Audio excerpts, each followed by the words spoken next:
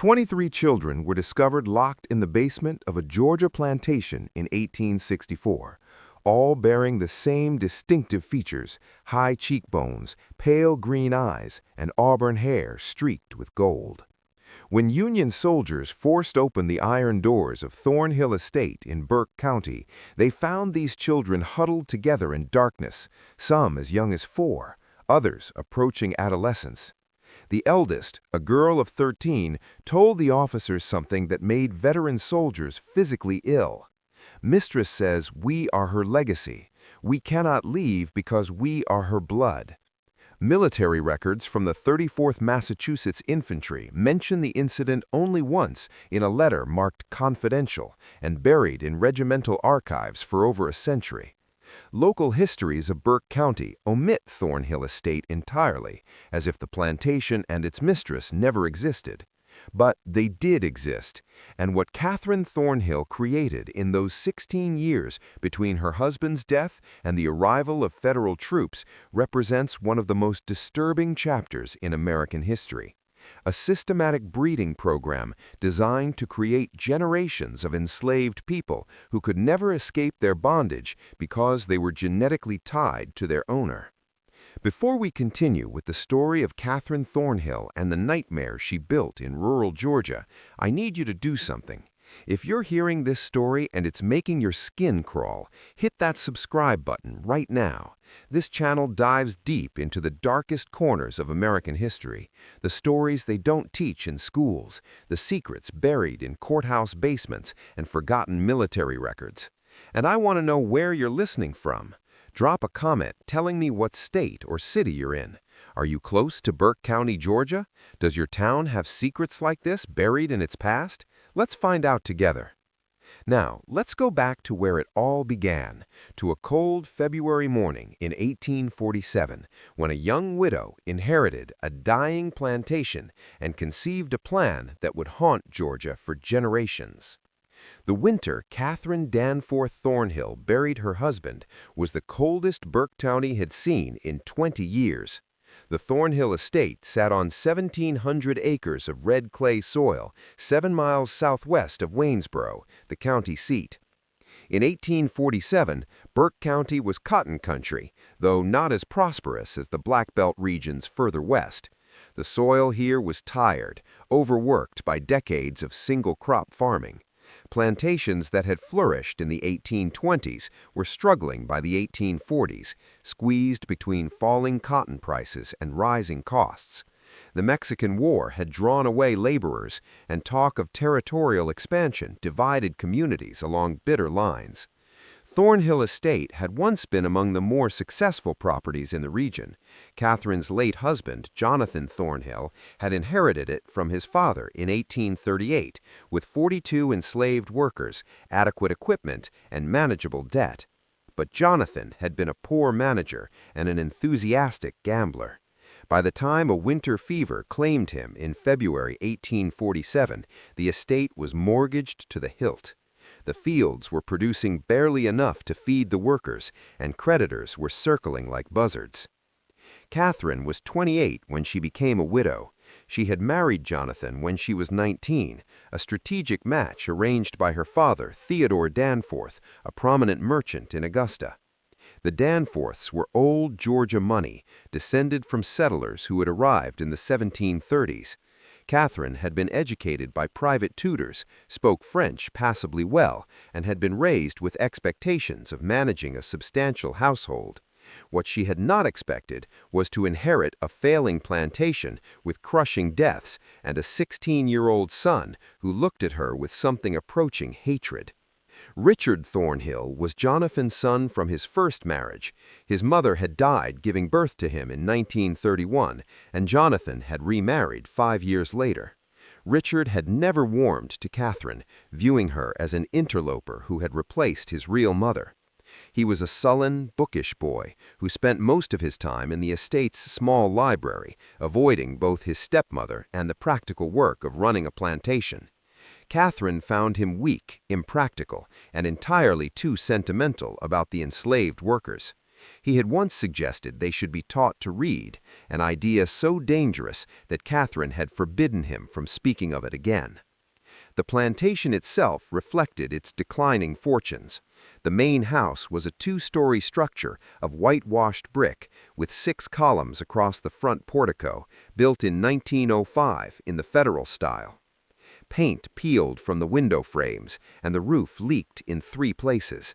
The furniture inside was a mix of inherited pieces from Jonathan's family and cheaper replacements purchased when the good pieces had been sold to pay gambling debts. Behind the main house stood the kitchen building, the smokehouse, the dairy, and the overseer's cottage, all in similar states of disrepair.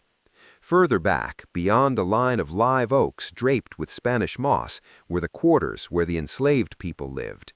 In 1847, 31 people remained on the property, 11 men, 13 women, and 7 children. 16 others had been sold off over the previous 3 years to satisfy Jonathan's creditors. Those who remained knew that more sales were coming. Fear hung over the quarters like fog over the Savannah River. Catherine spent the first month after Jonathan's death in a kind of controlled fury. She met with the estate's lawyer, Ambrose Talbot, in Waynesboro, who laid out her options in blunt terms. Sell the property and the remaining workers to settle the debts and perhaps have enough left over to live modestly in Augusta under her father's roof, or find some way to make the plantation profitable again, which Talbot considered unlikely given the state of the cotton market and the estate's depleted resources. Neither option was acceptable to Catherine. Returning to Augusta would mean admitting failure, living as a dependent spinster in her father's house, forever marked as the widow who couldn't hold on to her inheritance. But she also recognized that traditional plantation management wouldn't save Thornhill Estate. The land was worn out, the equipment was old, the remaining enslaved workers were insufficient in number to work the cotton fields profitably, and she had no money to purchase more. It was during one of these sleepless nights poring over the estate's account books by candlelight that Catherine conceived her plan. The idea came to her with the cold logic of desperation.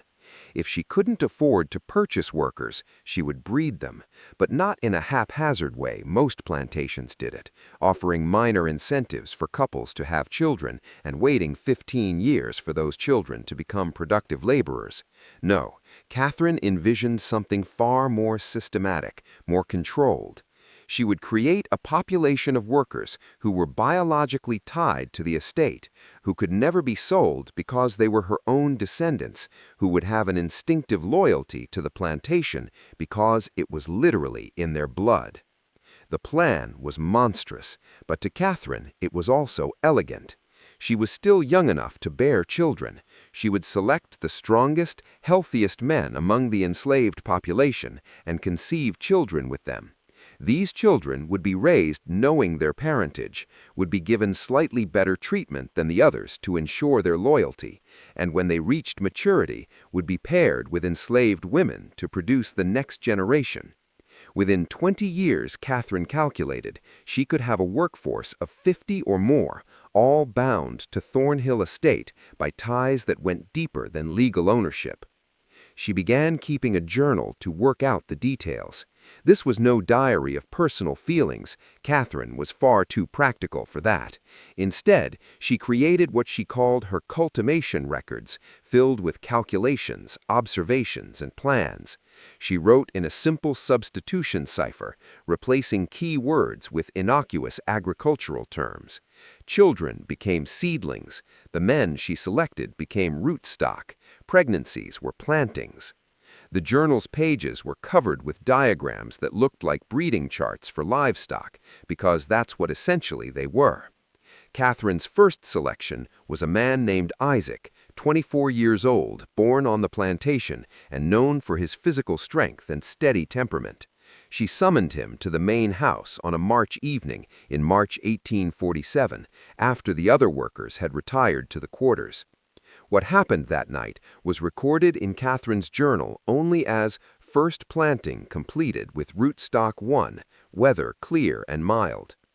3 weeks later, she summoned him again, and then twice more before the month ended.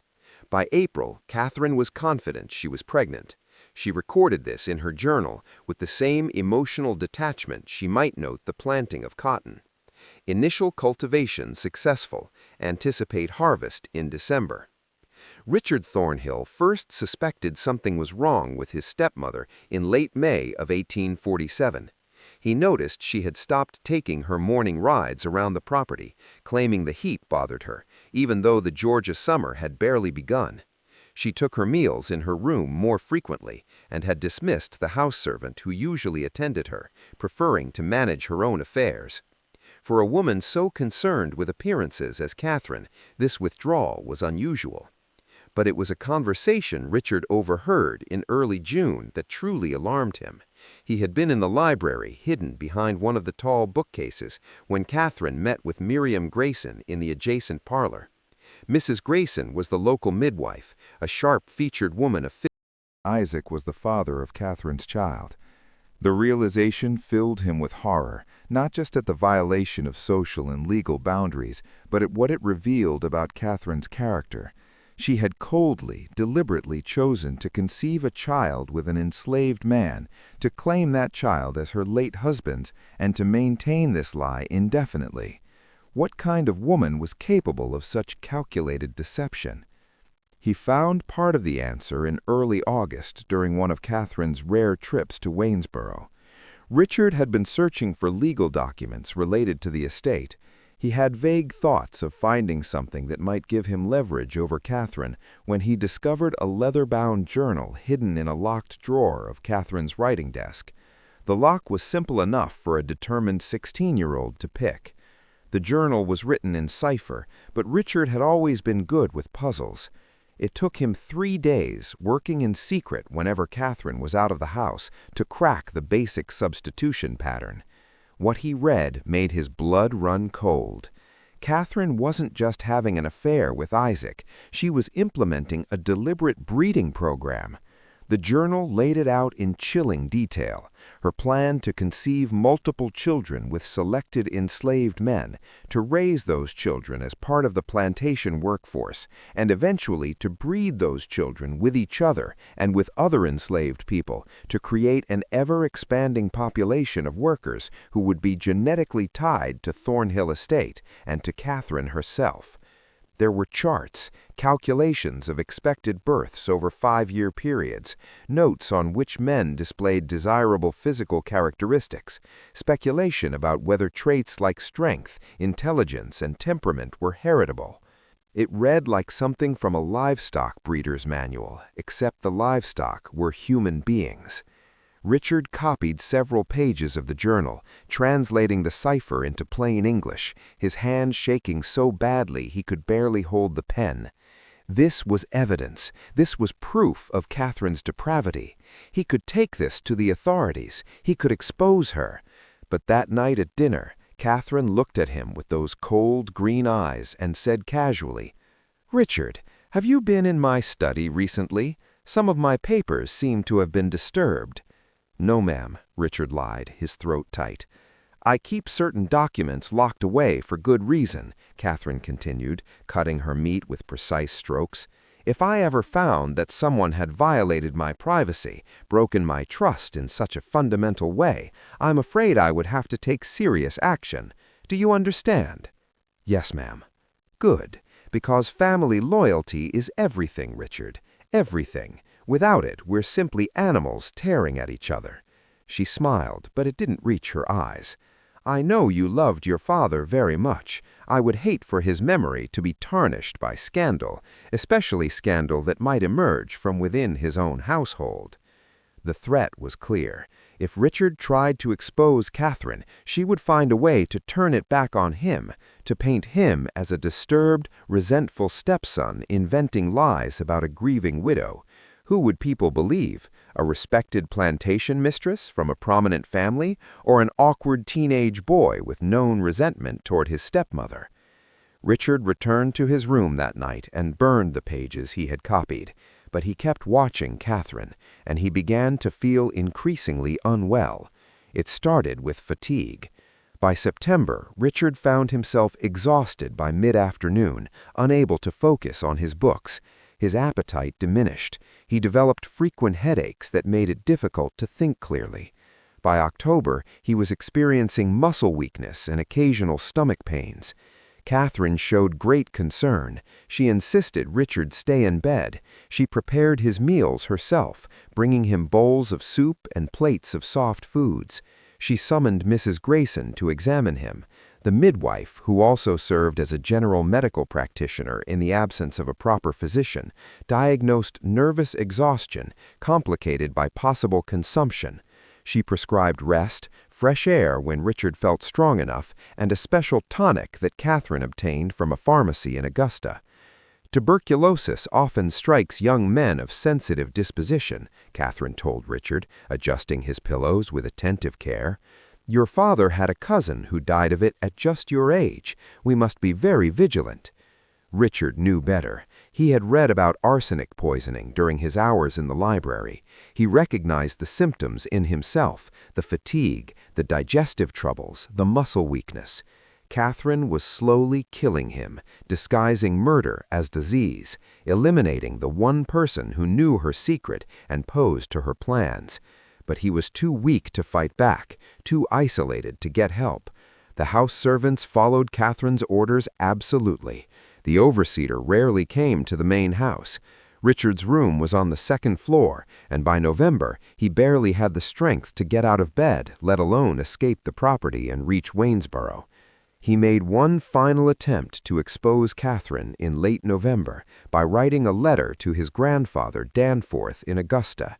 It took him 3 days to compose it, working for a few minutes at a time before exhaustion overwhelmed him. He described Catherine's breeding program, her journal, the poisoning. He sealed the letter and gave it to one of the younger house servants, a girl named Pearl, begging her to post it in Waynesboro without telling Catherine.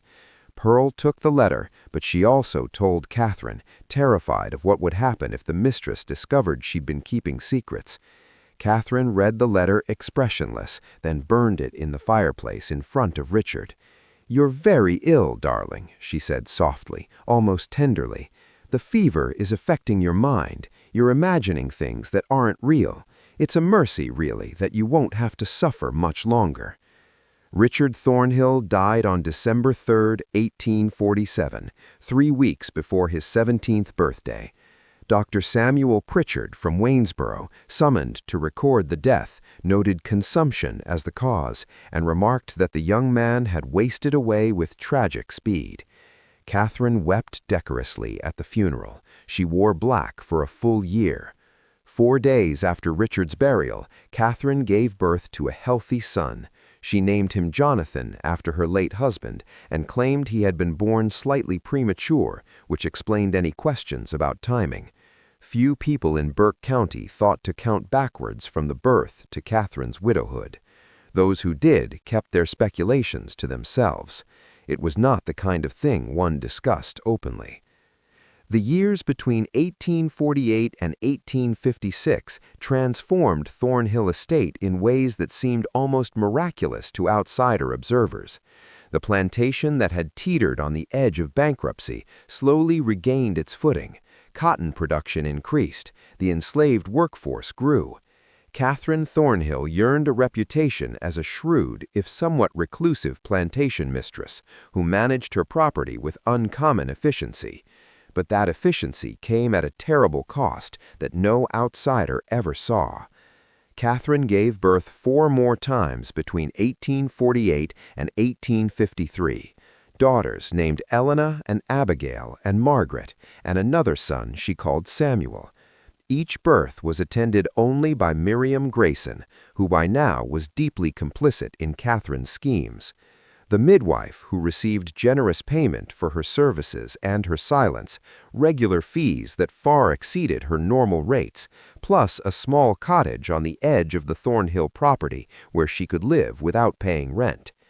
Mrs. Grayson's role extended far beyond delivering Catherine's children. She also performed a darker function, ensuring that enslaved women on the property only gave birth to children that Catherine's careful plans.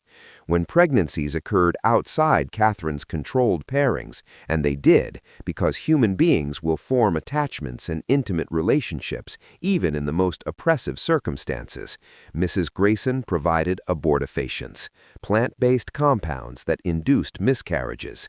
She performed these procedures in a small room behind the overseer's cottage, away from the main house, away from witnesses. The women subjected to these forced abortions rarely spoke of them, even to each other. The trauma was profound, the grief unvoiceable in a system that already denied them autonomy over their own bodies. But whispers circulated through the quarters anyway. Stories of women who had been pregnant one week and bleeding the next, who were told they had simply lost the babies naturally, though everyone knew Mrs. Grayson had been involved. One woman named Ruth tried to resist. In the spring of 1851, she was 5 months pregnant when Catherine discovered that the father was not the man Catherine had designated for her, but instead a young field hand named Samuel, with whom she had formed a genuine attachment. Catherine ordered Mrs. Grayson to terminate the pregnancy immediately. Ruth ran. She made it nearly 4 miles into the pine forest southwest of the plantation before the overseer's dogs tracked her down. She was dragged back to Thornhill Estate, held down by 2 men, while Mrs. Grayson forcibly administered the abortifacient. Ruth survived the ordeal physically, but something fundamental broke inside her. She worked mechanically after that, spoke rarely, and died 2 years later during a fever outbreak that swept through the quarters. She was 24 years old. But Ruth's tragedy was just one among many. By 1856, Catherine's program had produced 7 children of her own. Found Isaac's presence a complication once his purpose had been served. The money from his sale helped pay down some of the estate's remaining debts. The younger children knew nothing of their true parentage. Catherine told them they were fortunate orphans whom she had taken into her household out of Christian charity. She taught them to read and write, a dangerous illegality in Georgia, where teaching enslaved people literacy was prohibited by law. But Catherine was confident no one from the outside would ever enter her home and discover what she was teaching these children. She was grooming them, preparing them for the next phase of her plan. But that phase required patience. The children needed to reach physical maturity before they could be used for breeding. Catherine continued her meticulous record-keeping, tracking their growth, their health, their temperaments. She noted which children showed physical strength, which seemed more intelligent, which were more compliant. She was planning pairings decades in advance. In the meantime, she continued having children of her own. 3 more were born between 1854 and 1856, sons named William and Henry, and a daughter called Caroline. Each had a different father, carefully selected from among the enslaved men on the property. Catherine's criteria were ruthlessly practical: physical health, strength, decent teeth, good eyesight, no obvious impairments. She cared nothing for their personalities or characters. They were, in her mind, simply genetic material to be utilized. The men themselves had no choice in the matter. When Catherine summoned them to the main house, they came, knowing that refusal would mean brutal punishment or sale. Some of them understood what was happening, that the children Catherine bore would be their own biological offspring, even as those children would be raised to think of Catherine as their benefactors and saviors. The psychological torture of this situation was extreme. They were forced to become fathers to children they could never acknowledge, never parent, never protect. One man, named Thomas, was summoned to the main house in 1855. He was 26 years old, married to a woman named Hannah who lived in the quarters. Hannah was pregnant with their first child.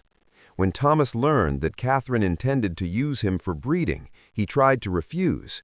The overseer, a brutal man named Virgil Kane, had Thomas whipped in front of the assembled enslaved population, 39 lashes that left his back scarred for life.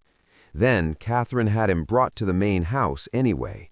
Thomas complied. He had no other choice. But he never spoke to Hannah about what happened in the main house, and Hannah never asked. Some knowledge was too poisonous to voice. By 1856, Thornhill Estate housed a population that looked normal on the surface, but was actually structured along Catherine's twisted logic. There were the field workers, about 20 adults and their children, who worked the cotton and corn under the overseer's supervision. There were the house servants, 3 women and 1 elderly man who cooked, cleaned, and maintained the domestic space. And then there were Catherine's special children, 10 in total by 1856, ranging in age from 8 years old down to infancy. These children occupied a strange position in the plantation hierarchy. The other enslaved people resented them for their privileges, but also pitied them for what they represented.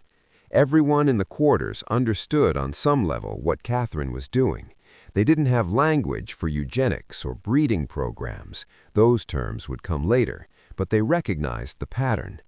They saw how Catherine kept detailed records of the children, how she measured them periodically, how she noted their development in her locked journal, and they waited with a kind of horrified anticipation for what would happen when these children grew up. Because everyone knew what Catherine intended, she had made it clear in subtle ways, in comments and instructions. These children were being raised to produce the next generation of workers. They were tools in Catherine's long-term plan to create a workforce that could never leave, could never be sold, because they were genetically bound to her and to Thornhill Estate. It was an abomination disguised as innovation. But in the isolated world of a rural Georgia plantation in the 1850s, with no outside oversight and absolute power concentrated in the hands of the property owner, Catherine was able to pursue her vision without interference. The only person who posed any potential threat was lawyer Talbert in Waynesboro, who handled the estate's legal affairs and thus had access to records that might raise questions. But Talbert was a practical man who valued profitable clients, and by 1856, Thornhill Estate was becoming profitable. The cotton yields were improving. The workforce was growing through Catherine's breeding program at no acquisition cost. Debts were being paid down. Talbert asked no uncomfortable questions because he benefited from Catherine's success. The isolation of the plantation helped maintain secrecy. Thornhill Estate was 7 miles from Waynesboro, connected by a rough road that was often impassable in winter. Neighbors were few. The nearest plantation was 3 miles away. Catherine rarely entertained visitors and discouraged social calls. When she did interact with other plantation families, usually at church on Sundays or at occasional gatherings in Waynesboro, she presented herself as a proper widow, managing her late husband's property with Christian virtue and practical wisdom. No one suspected the systematic horror occurring behind the whitewashed brick walls of the main house and in the quarters beyond the oak trees. And even if they had suspected, would they have cared? This was Georgia in the 1850s, a society built on the brutal exploitation of enslaved labor.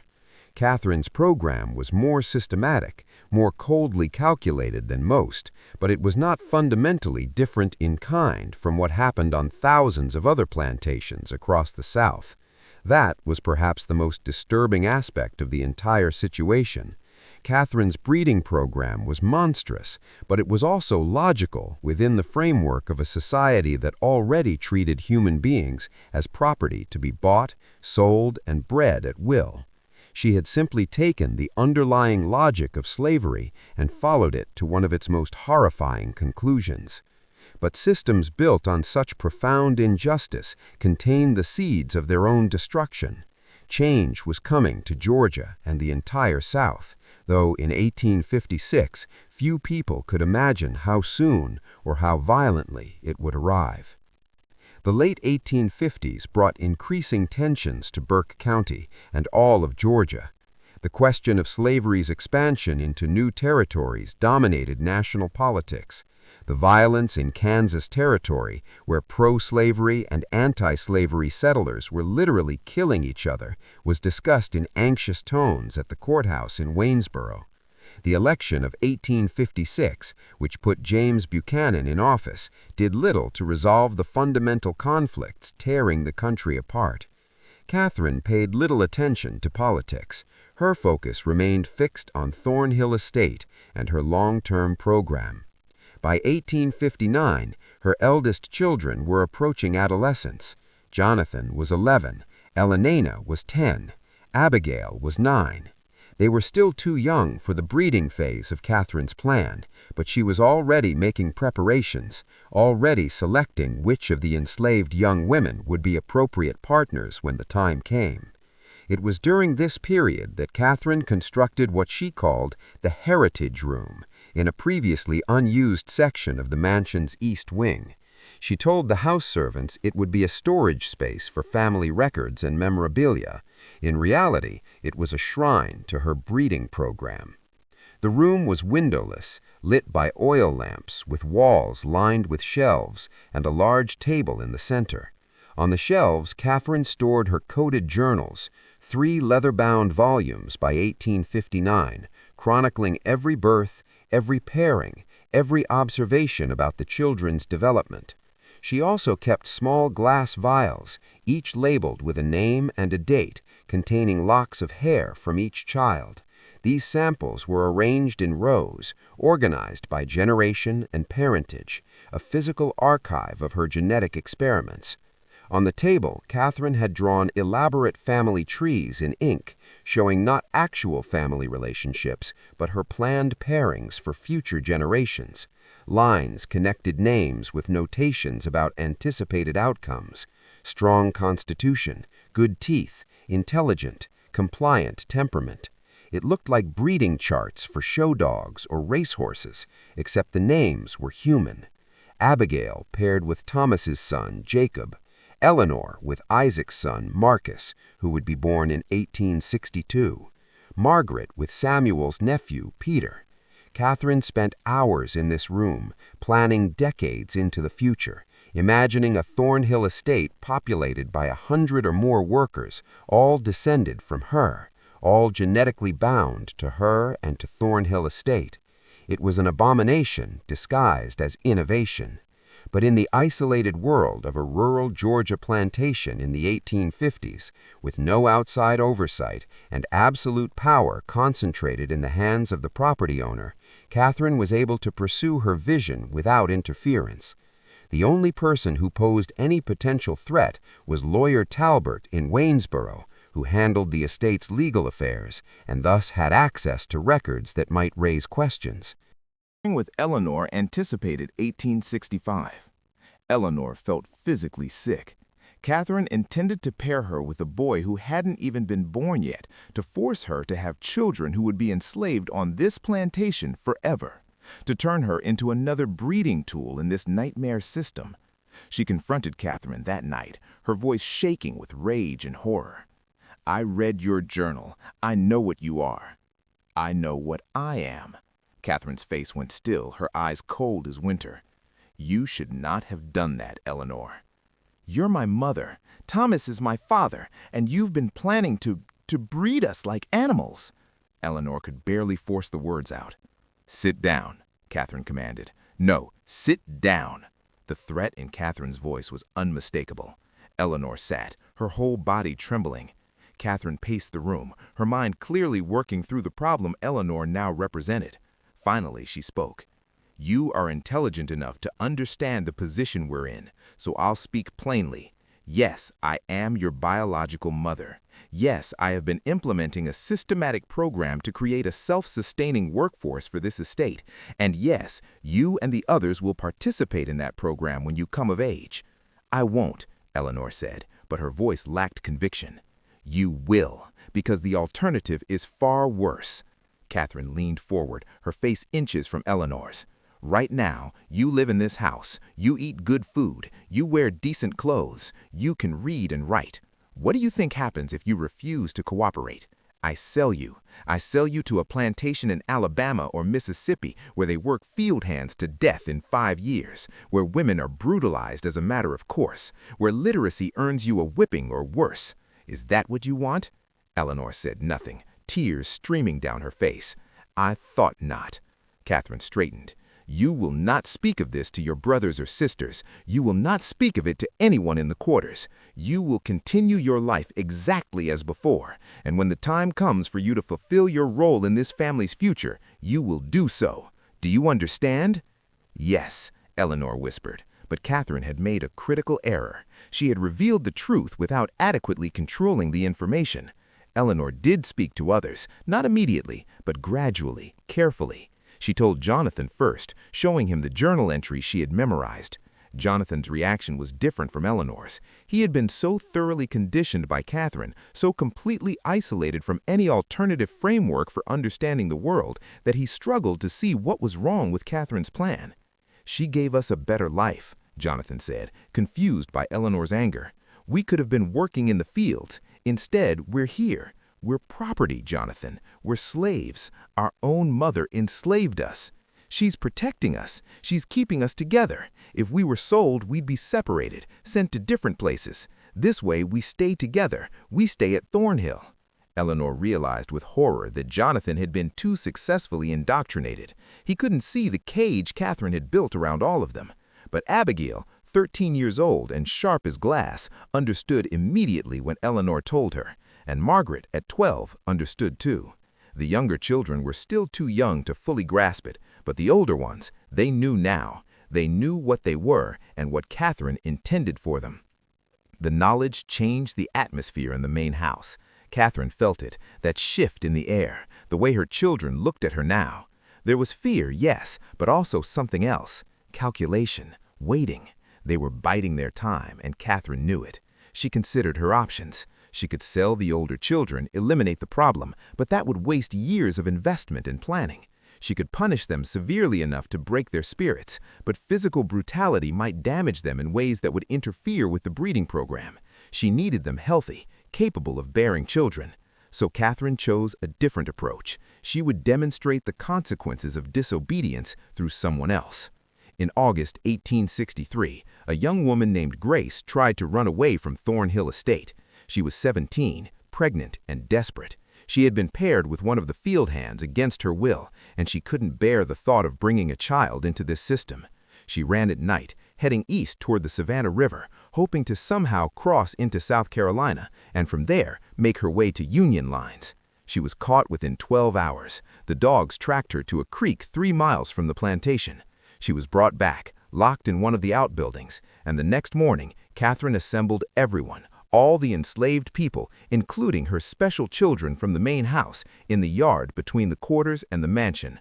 Grace was brought out, her hands tied. Catherine stood on the porch of the main house, her face expressionless.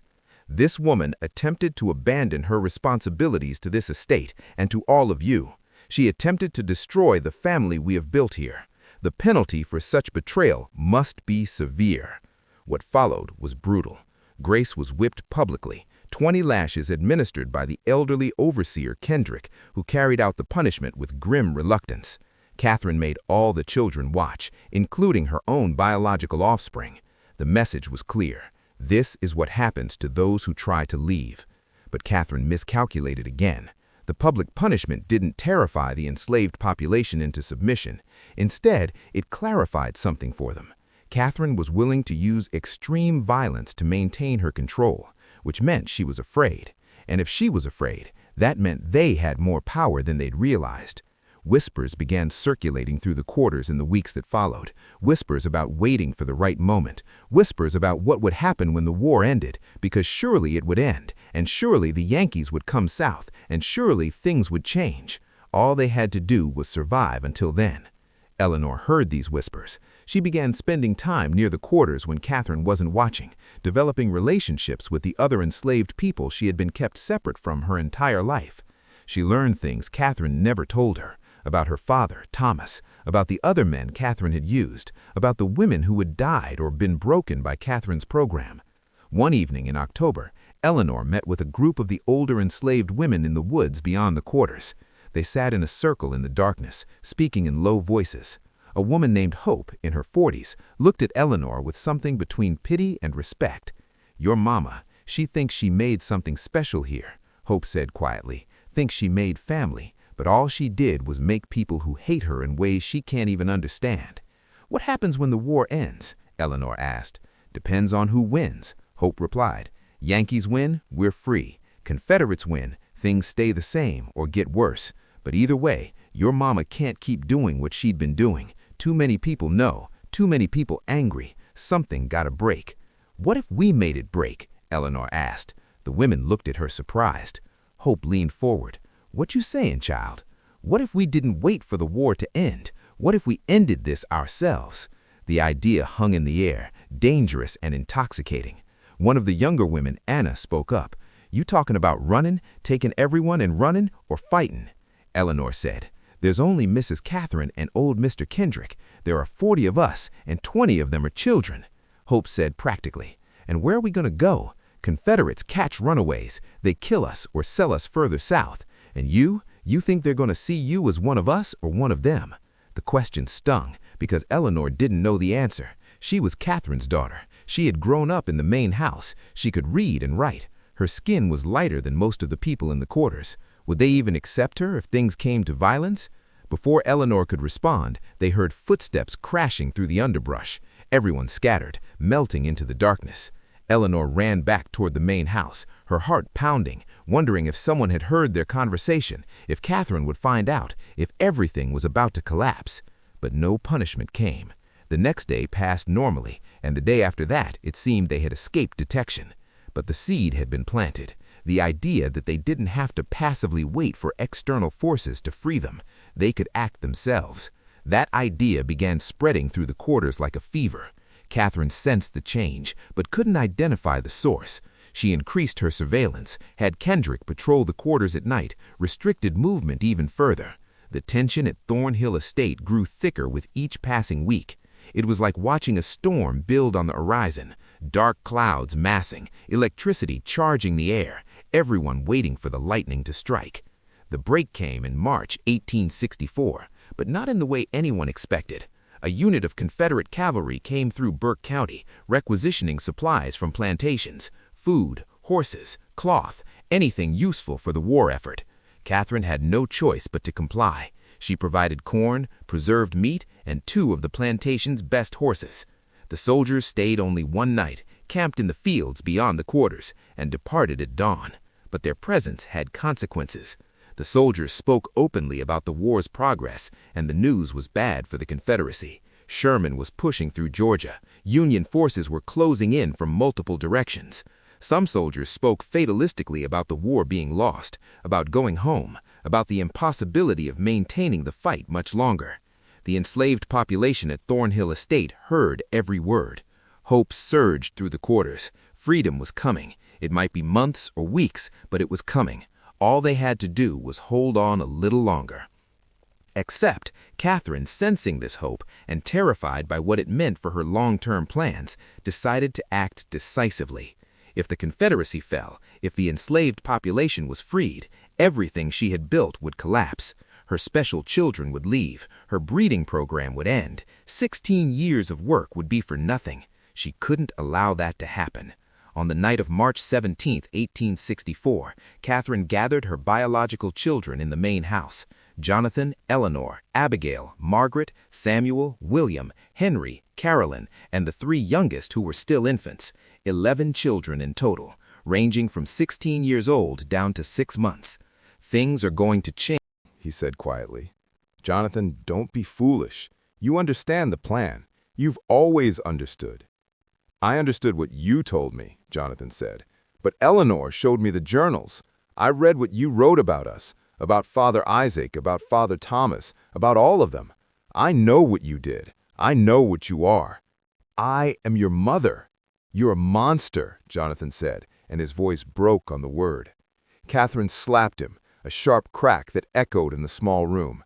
"How dare you? After everything I've given you, after everything I've sacrificed?" "You sacrificed nothing," Eleanor said, stepping forward to stand beside Jonathan. "You used people. You destroyed them. You destroyed us." Catherine looked at her children, seeing them clearly, perhaps for the first time. They were united against her. Even the younger ones, who didn't fully understand what was happening, sensed the confrontation and stood with their older siblings. She had lost them. In that moment, Catherine made a final, desperate decision. If she couldn't keep her children, if they were going to reject her and leave her and destroy everything she had built, then she would at least preserve the record of what she had accomplished. Future generations would know what Catherine Thornhill had created, even if the creation itself had failed. She grabbed the journals, the charts, the vials of hair samples, clutching them to her chest. "You think you can escape me? You think you can pretend none of this happened? These records will survive. They'll prove what I built here. They'll prove I was right." She pushed past her children and ran from the room, carrying the physical evidence of her crimes. Jonathan and Eleanor chased after her, but Catherine was faster, driven by manic energy. She ran through the main house, out the front door, across the yard, toward the quarters. What happened next depended on who you asked. Multiple testimonies would later conflict, each person remembering the event slightly differently, shaped by their own trauma and perspective. What is certain is that Catherine reached the quarters carrying her journals and specimens. What is certain is that the enslaved population, roused by the commotion, emerged from their cabins to see the mistress who had tormented them for 16 years running toward them in the darkness, clutching the evidence of her atrocities. What is certain is that someone, maybe Hope, maybe one of the men, maybe several people at once, decided that this was the moment. This was when it ended. Catherine Thornhill disappeared that night.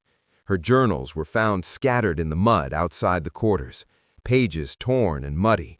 The vials of hair samples were smashed, the charts were burned, and Catherine herself was simply gone. Jonathan and Eleanor, reaching the quarters minutes after their mother, found chaos, people shouting, running in different directions, the acrid smell of smoke where someone had lit a fire to burn Catherine's papers. But no Catherine. "Where is she?" Jonathan demanded. Hope looked at him with an expression he couldn't read. "Gone? That's all you need to know. She's gone and she ain't coming back." "What did you do to her?" "What she had coming," Hope said simply. "Now you got a choice, boy. You can raise hell about your mama, or you can understand that justice got done here tonight and let it rest."